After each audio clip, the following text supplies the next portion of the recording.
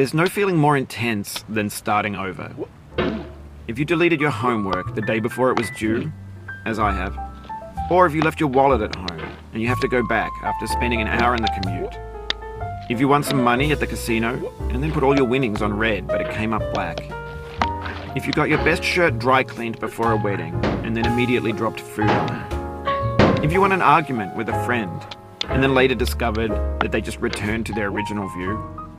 Starting over is harder than starting up. If you're not ready for that, like if you've already had a bad day, then what you're about to go through might be too much. Feel free to go away and come back. I'll be here. Alright, thanks for coming with me on this trip. I'll understand if you have to take a break at any point. Just find a safe place to stop and quit the game. And don't worry, I'll save your progress, always, even your mistakes. This game is a homage to a free game that came out in 2002, titled Sexy Hiking.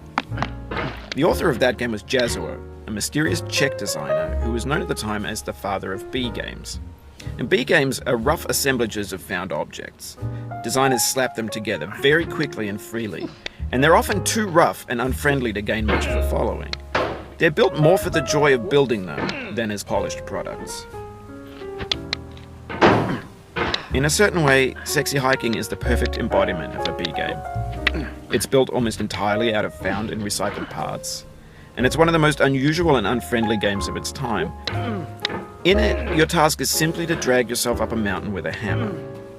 And that act of climbing, in the digital world or in real life, has certain essential properties that give the game its flavor.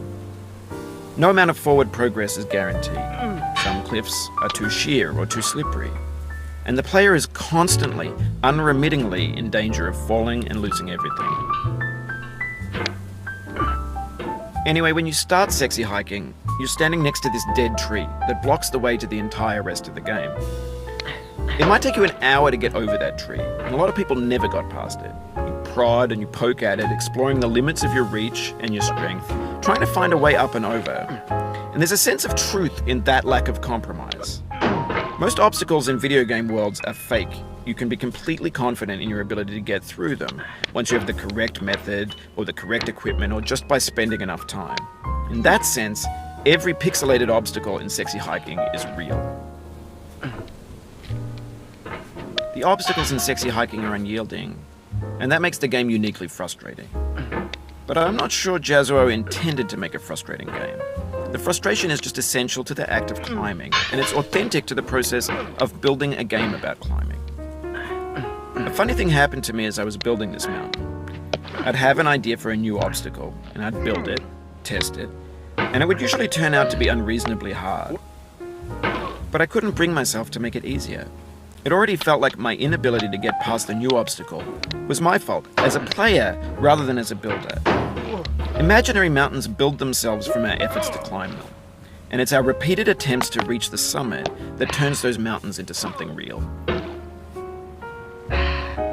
When you're building a video game world, you're building with ideas, and that can be like working with quickset cement.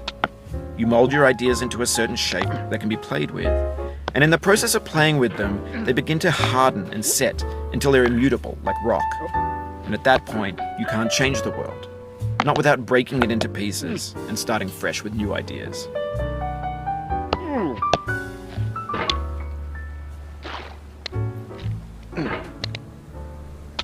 No.